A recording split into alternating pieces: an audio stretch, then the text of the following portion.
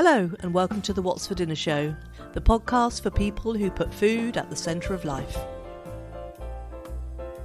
My name's Lynn and my aim, along with my guests, is to explore how our food experiences have influenced our lives as well as our waistlines.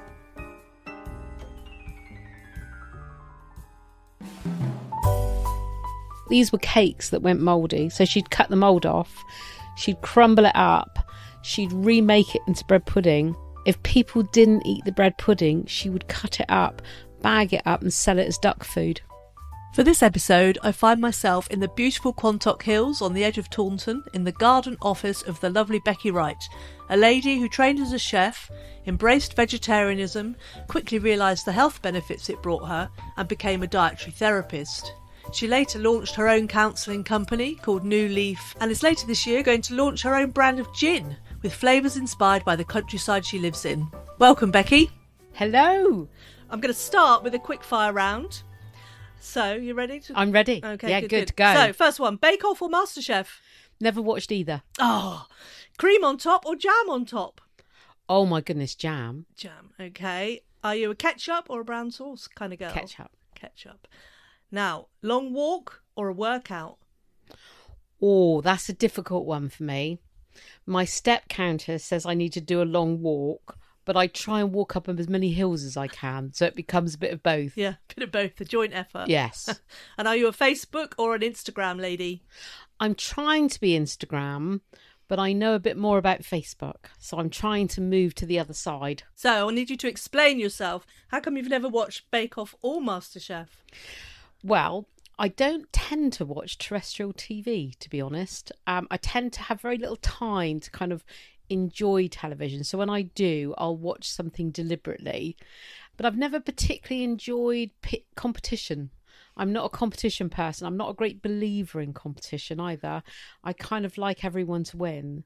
So I think I'd find it quite stressful watching it. And also, I don't know how people can be quite so excited about it. So I couldn't get into that real over-the-top excitement about food in that way. Yeah, you do sort of bond with the different characters as well, I think, as well as the food. But yeah, I think you'd have to be interested in looking at food to get maximum enjoyment. It'd have to be your thing, really. Yeah, luckily it's my thing. So yeah, I do watch it a lot. Tell me a little bit about yourself. I've been living in Somerset, honestly, all my life. I've never been anywhere else, really. And for the last sort of 17 years, I've been living on the top of the Quantocks. I started New Leaf Workplace Wellbeing when I was very young, so 1992.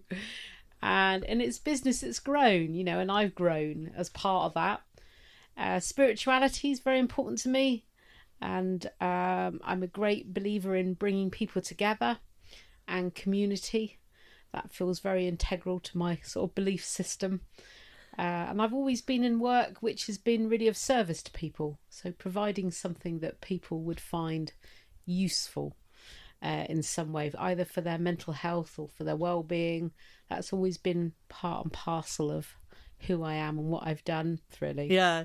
Well, of course, I suppose food is a way of bringing people together. It can be a community experience for a lot of people, can't it? So tell me a bit about home life when you were a child. What was mealtime all about when you were a kid? So from a very young age, I was brought up in a hotel and the guests were always served first. So what used to happen is my parents would serve all the guests their meals, and because I only got what the guests didn't eat, I became quite clever from a young age of going and standing in the restaurant and saying, I really hope someone leaves me a roast potato, or I really hope someone will leave me a bit of beef. So what would happen is people's plates would come back and there'd be like a few roast potatoes, a bit of beef. And so I used to kind of say that, apparently. I used to go out into the dining room from quite a young age and declare what I wanted people to leave me. But we used to do breakfast, lunches, dinners. So I was always brought up in a catering kitchen. Also, my mother was a very, very good cook. So she would make bread pudding that people would drive for miles to eat. And if they didn't eat it, so these were cakes that went mouldy. So she'd cut the mould off, she'd crumble it up, she'd remake it into bread pudding. Right. If people didn't eat the bread pudding, she would cut it up, bag it up and sell it as duck food. Yeah. And then people would buy the duck food. So I think we had the most recycled bread good pudding habits in Somerset. But people would travel for miles just to have it with clotted cream. They absolutely loved it. Celebrated. And then my mother bought a restaurant in Minehead, which for a little while I co-worked in with her. And then I went and did my catering qualifications. So I went off to train as a chef and spent 4 years training as a chef in what was then Taunton College. Yeah. Did really well, and then became a vegetarian, which kind of threw it all out the window, really, because I was trained how to cook meat, lots of meat. And it was interesting. So I realised that I wanted to kind of understand food more and how it affected me, because as soon as I stopped eating meat, I became really well. So how old were you then? About 22, 23. And I then decided to train as a dietary therapist. I wanted to see whether, because it had helped me so much, changing my diet, could I kind of help other people? And so I trained as a dietary therapist and started to treat illness through diet. Put people on really, really strict diets, which made them very miserable. It might have helped them with their condition, but it wasn't good for their mental well-being. That's fascinating, because obviously I had no idea that was in your background. You've obviously been working in mental health for a long time. So do you feel that our understanding of how food is related to mental health has changed over the last sort of 20 years or so? Well, there's some very interesting research coming out from mental health. And what is happening is they're realising that the very thing in the brain that we need the uptake of, which is serotonin, so that's the kind of chemical that keeps you really nice and mentally healthy and happy, that 75% of that is actually produced in the stomach, in the gut. Okay. Not in the brain. Now that changes the way that we will look at mental health in the future. So if we change what we eat and we look after our gut health, then our serotonin levels in the brain will become healthier, and the uptake of serotonin into the brain will be better. So gut health was something that always fascinated me. And because of that, I grow bacteria, which is Lactobacillus acidophilus. So it's the stuff from live yogurt. And I grow it every day and I drink it every day, and I recommend it for other people to drink because it definitely has an impact. If we can just change our diet, if we can look at what vitamins we're taking, minerals, because it's a bit like nature, you know, everything needs everything else in gut health. You can't just change one thing. You've got to think, well, what about my vitamin D? What about my B vitamins? Have I got enough of a selection of those? And in a way, I wish I knew back then what I now know now, because I would have definitely approached dietary therapy in a very different way, because we didn't really look back then. We didn't really look at the mental impact. I was employed by a health farm, and my job was to give talks on it, and then hopefully from those talks I would recruit people who wanted to lose weight and but also wanted to kind of make their well-being more. I think that the talks were interesting, you know, people could ask questions.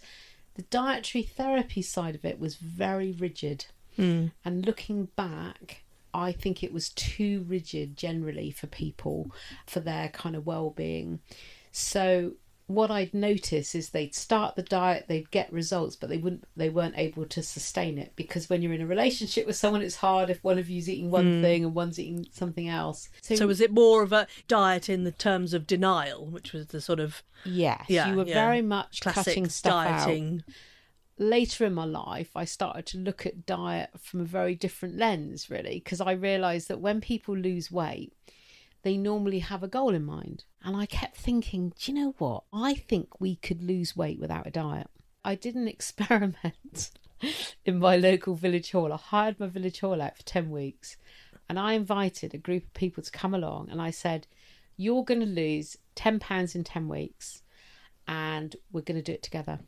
So we did. We were inundated with people. We weighed them all on the first night. Everyone measured each other. And then we didn't use a diet at all. In fact, we actually didn't talk about food very much. What we did is talk about our kind of commitment to each other. Because I'd probably lose weight for you, Lynn. Would I lose it for myself? Yeah, that's a really interesting perspective. And everything's become individualised. You've got to do it for yourself. You've got to do it for your own needs. But I'm far more likely as a human being to want to do it for someone else. And the average weight loss after 10 weeks was 12 pounds. Nobody didn't lose anything. Right. And everyone that attended lost 10 pounds in 10 weeks, and we didn't look at diet. Because I guess it's just people being aware of what they're eating and the fact that, but not actually having to obsess about the detail of what they're eating, like whether they can have this or have that, but just thinking, actually, I'm going to feel good. Yeah, it was a total group accountability. And it also worked because that group suddenly decided they'd quite like to go walking together. And somebody wanted to start a walking group, so off they went walking. And then we did a bit of hula hooping. And it just worked. On the final day, we got the head of public health to come, give out certificates. And we did a line of the measurement that everyone had lost using a kind of a measurement tape. And it was really powerful. Going back to when you were growing up then, growing up in a hotel, I mean, so you must have been surrounded by food and cooking the whole time. Does that inspire you to cook at home, or are you a restaurant person? Or no, I'm a terrible cook. Oh, are you? I used to be very good, but I've lost the hang of it. I've got into food boxes where I kind of get my recipe for the 4 days. I think for me, I don't want to waste time thinking about it. So I like the fact that I know that there's going to be 4 healthy meals that I can rock up and cook, and then I don't have to think too much about it. I can do the drinks. Yeah. I'm brilliant at cocktail making. Oh, are you? That's a wonderful skill. Well, I hope so.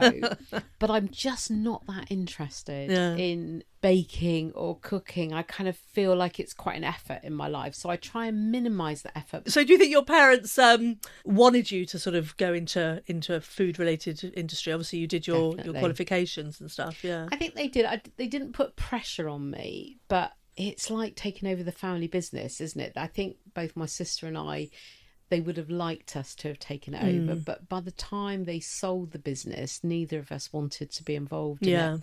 So we didn't go down that road. I was interested. I don't think I would have the patience to work with guests in that way. And back then, you know, it was the life. I don't remember having like holidays or as a family. It really was kind of committed to 24/7. Every month. And I don't think I'd want a life like that, really. I mean, it's strange because I'm sort of stepping into the beverage industry at the moment. I might be going full circle. I don't know. So tell me about what you're doing to move into that. I've always had an interest in gin and distilling. It was always something that fascinated me, but I didn't know anything about it. So last summer, I retrained as a gin distiller. Quite a big step, really, for me, because I think all I've done since leaving school is mental health, anger management, psychotherapy, you know. So to suddenly move into a whole different world, for me, it was just quite exciting, quite interesting. You know, I'm in my kind of mid-50s now, and I was thinking, I just want to do something just slightly different. Yeah, something's using a different part of your brain, as they say. And I'd like to I don't want to work from home. I don't want to be sat behind a desk. I like to really have chance to meet people, laugh with people, bring people together. And so alcohol is a good conduit for that. And I discovered when I started distilling, I mean, I was only using a still in the kitchen, tiny little thing. I was creating some very unusual flavours. And when I did a gin tasting at home, strangely, all my friends showed up.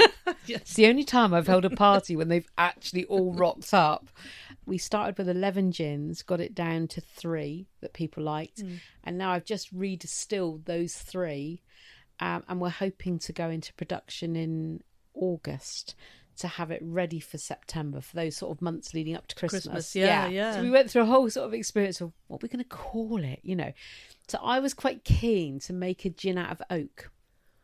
because although whiskey is often put into oak barrels, they're looking at gin going into oak barrels. But I actually wanted gin to be an ingredient in the gin, or a flavour. So I've been playing with that. And also I've always had a passion for oak trees, and I kind of go and visit them each day, and they're very much part of my world, really. I'm trying to solve community problems at the same time in my life always is I live in the middle of nowhere. There's no pubs where I live. People are quite isolated. There aren't any kind of community events. So I thought, so if I opened a pub, I could somehow solve one problem, and then I could launch the gin into the pub when we're ready. Yeah. So that's what's happening. Yes, so we're about to open the Dryad Inn in a little pop-up pub, and then if that's successful, we'll bring the gin into it in a couple of months. The oak, that's really fascinating. So do you soak bark then? How do you extract that flavour, or I guess aroma as well, perhaps? Yeah, so I started off by leaving it overnight and letting everything soak in it, but it was too strong. So I'm now experimenting with putting it into the column of the still. So if you like, the gin distills, but as it heats up, the hot vapour goes through the bark. So what you get then is quite an interesting kind of woody aftertaste to the gin. So what snacks do you serve with gin? Wow. If I had my way, it would be definitely olives, maybe a little bit of sourdough, some really nice sourdough or bread. I'm a bit of a crisp fan. Oh, yes, me too. And I don't particularly like posh crisps. I quite like rough ones, just because I like some of those kind of tastes of like salt and vinegar and things like that, because they take me back to my years of being in pubs. If I could be very decadent, a really nice roast potato on the side would be fabulous. I quite like rosemary flavour, so if there was like a rosemary flavour crisp or something with that in, I think rosemary goes very well.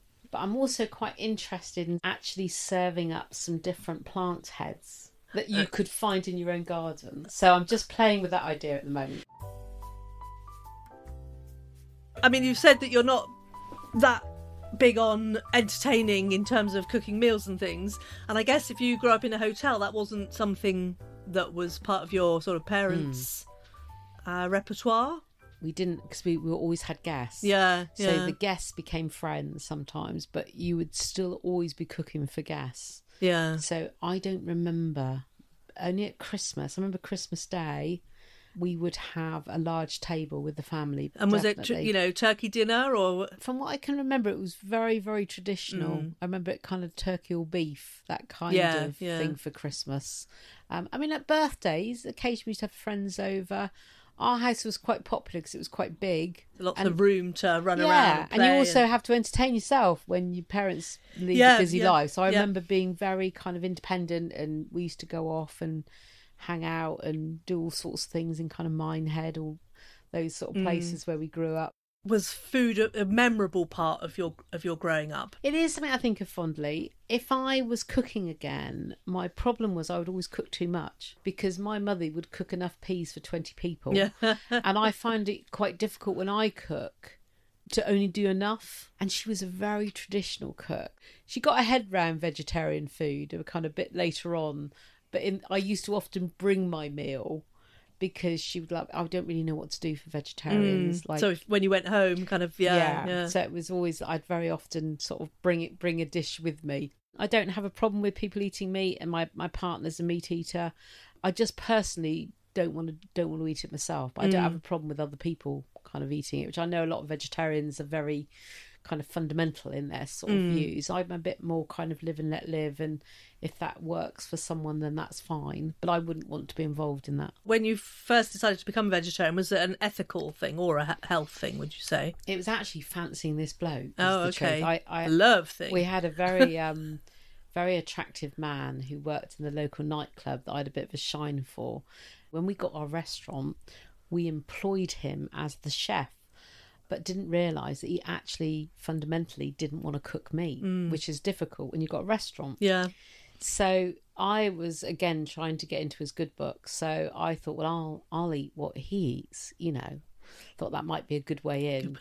And I thought his head too shallow.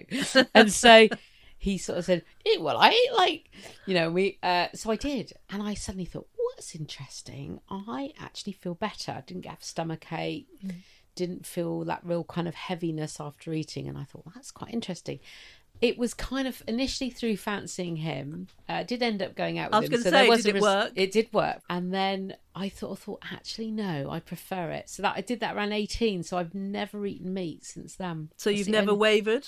No, I haven't actually. No. But in truth, it is the only thing I've ever stuck to. Yeah. And obviously, I know you don't cook for your friends, but, if I was, what would you do? I'd probably do something pastorish because it would be pretty easy. Yeah. I don't think you could go far wrong with that. Definitely do a nice pudding. It was a great dish that I've got a friend who's the most amazing cook, and she always inspires me and kind of gives me recipes. And she did this sort of layered chocolate kind of dish, and when I've made that, people have gone like, wow. So that's my kind of go-to. But they can't come back too often because they'll get the same thing. Yeah. Okay, right, so I've got 3 more slightly silly questions. Go on. Okay, so if you were going to describe yourself as an item of food, what would you choose? I'd like to be one of those fruits that you occasionally see in a supermarket. You're not quite sure what you're getting, and you know that you probably have to cut into it to see what's inside. And if you had a fairy godmother, which I'm sure we all do have one, he or she could help you change one thing about your approach to food, what would you like to change? Indigestion. It's been the bugbear of my life, and I would love to be without it. And is there one piece of advice that you want to share? I think food is very much part of who we are. But of course, as we go through life, we change who we are. And I guess my advice would be you just be kind of open to new things. Try not to get too stuck in what you eat.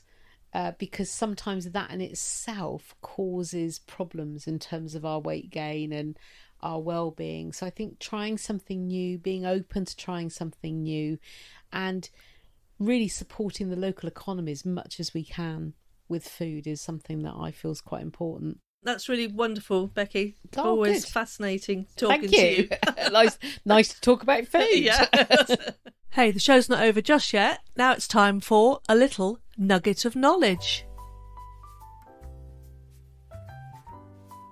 So I just want to say, Paul Boris. No, not that one. I'm talking about Boris Becker. He was jailed back in May for not disclosing assets he owned during bankruptcy proceedings. And apparently, I've been reading that he has struggled to adjust to life in prison. Noisy neighbours, smelly toilets, and, oh my God, he's being served corned beef. And he's not happy. So it prompted me to look into the history of this famed but often derided food staple. And this week's knowledge nugget is corned beef. Michael, have you ever had corned beef? I have, yeah. Corned beef hash is basically how I've had it. So do you know what it is? No, I think I'll let you answer that one. So basically it's salt cured beef. And do you know why it's called corned beef? No. You don't know that either. Nor did I before I researched it.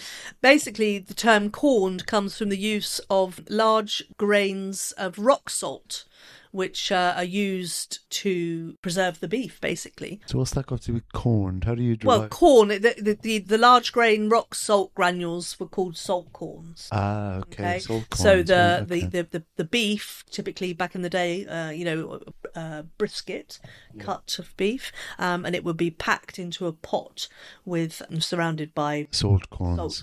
And that's why it was called, or that's why it is called corned beef. Corned beef production as we know it started in the 1760s, which was kind of coinciding with the Industrial Revolution, Britain, Europe and America. Wow. Although it's actually been around in various regional cuisines since the 12th century. So it's got a long history as a preserved beef product. Commercial production started really in the Industrial Revolution, produced as a staple food to feed the military. So, when you were growing up, Michael, was corned beef ever on your dinner plate? I can't remember it. Which is interesting because for a long time, Ireland was actually the largest manufacturer and exporter of corned beef. So why wasn't I been eating corned beef, all the time then? Well, because it was really being exported. So basically, it's one of those foods that boosted the wealth of British colonists in Ireland at the time, and also possibly contributed to the Irish famine. So much of the land in Ireland was used to rear beef, which was then either exported back home to Britain, that the native Irish population had to farm on much smaller plots of land, lower grade soils. That's where heritage of Irish and the potato started, really. So and really it was only when large numbers of Irish people were emigrating, particularly to the US in the late 19th century, that corned beef started to become popular. So really, I guess it's an American Irish tradition. Okay, it's something that nowadays is eaten on St Patrick's Day. Right, because I think of corned beef hash as a kind of an American dish. Yeah, absolutely. Rightly or wrongly. Yeah. So it's an Irish American dish, but also with Jewish roots, because a lot of Irish people lived in the same neighbourhoods as Jewish immigrants, and so that was a kind of like a shared, fascinating, a shared dish. Have you heard the phrase bully beef? No. So bully beef is what the military, particularly in the UK, called corned beef. Given the fact that it was preserved product and it was canned, it travelled well and it kept well. So it was obviously great for the military. And in the World War One and World War Two, it was a staple food, really, of the military. What about the corned beef can? Quite a unique shape. Yeah, it is, isn't it, now that I think about it? Yeah, so it doesn't look like a can of beans. It doesn't look like... Yeah, it's pretty unique, isn't it? Yeah. And the opening mechanism is a bit weird. It's a bit weird. Well, it's kind of iconic, really. So the corned beef can is a tapered oblong. And, of course, it has the little key and the hook mechanism. Means, for the military, they could open it easily without having to have a can opener or a blade of... and it slides out and it gets sliced up and eaten with hard biscuits or maybe in a sandwich. So do you think corned beef's a healthy option? I would suspect not. You're right, it's not the healthiest. Although it does contain good amounts of vitamin B12 and zinc, but it is high in cholesterol, saturated fat, and obviously salt, sodium. Corned beef hash, cubed corned beef marinated in Worcester sauce. Yeah. Diced potatoes fried up with onion. Mix the corned beef cubes with the diced potatoes and heat them through in the pan. Chuck it on a plate. Top it with a fried egg and loads of tomato ketchup. Lovely. Really beautiful. Delicious. Yeah. I'm wondering now how Boris was served his corned beef. Interesting. It didn't say that. Maybe he'll let you know. Maybe he'll write to me and let me know. Thank you for listening. My name is Lynn and I'm the host of the What's for Dinner show. Thank you to my guest, Becky Wright from New Leaf Workplace Wellbeing. Look out for her gin, which will be launched in the late summer. Check out my other episodes featuring my talented co-host on Nugget of Knowledge, husband Michael. You can find out about his foodie upbringing in 1970s Ireland. And also listen to the wonderful Carrie Crane from Carrie Crane's Health and Fitness, who reveals that being fit and healthy has not always been on her agenda. Don't forget to subscribe to the What's for Dinner show on whatever platform you're listening to this on. It'll mean you won't miss out on future episodes. They'll be delivered straight to you. If you can, leave a review. That'd be fantastic. Thank you also to Rick Simmons at Verboo for his support with this project, and also a shout out to Pixelby for the jazz music. Hope you enjoyed the show.